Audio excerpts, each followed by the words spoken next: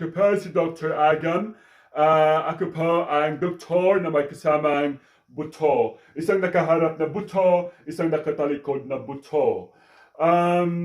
Pero una po sa lahat, ako po ay gusto mag-apologize sa mga Ilocano viewers kasi po parang ang dating ko po sa mga Ilocano ay bastos kasi nga palagi kong sinasabi, buto, Buto, buto, buto, buto. Buto, alam ko na hindi perfecto Ang boto po na sinasabi ko ay hindi po yung mga iniisip ng mga Ilocano na yung buto.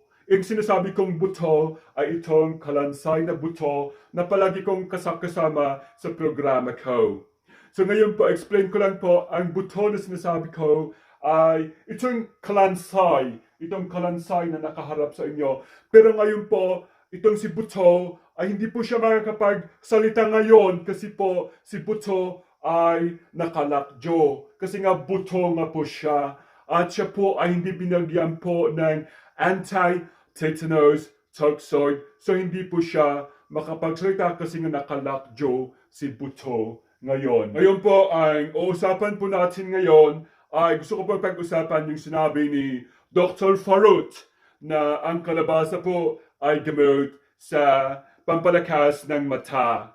So, ginawa ko po yun, nagluto pa ako ng kalabasa, tapos binuhay ko po yung kalabasa, tapos nung naluto na po yung kalabasa, minash ko po yung kalabasa, tapos po minash ko ng maigi yung kalabasa, at tapos po ginawa ko yung kalabasa ay minash ko po talaga at nilagay ko po sa aking mga mata. Minudbud ko po sa aking mga mata at nagulat po ako kasi hindi po lumakas yung aking mata, kundi po para akong nabulag. Hindi po ako makakita kasi po punong-puno ng kalabasa.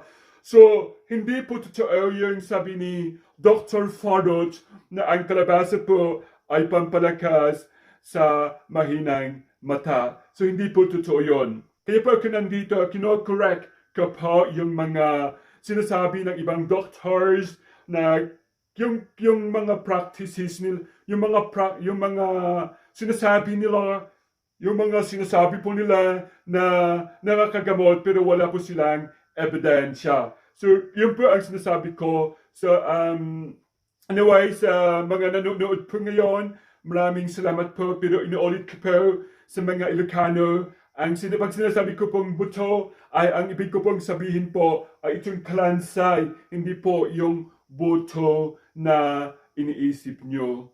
Pero pag ako po itanungin kung ako ay may malaki o maliit na buto, bahala po kayong mag-isip kung ako ay may maliit na buto o malaking buto. Maraming salamat po sa panunood sa akin at sa aking kasamang si Buto.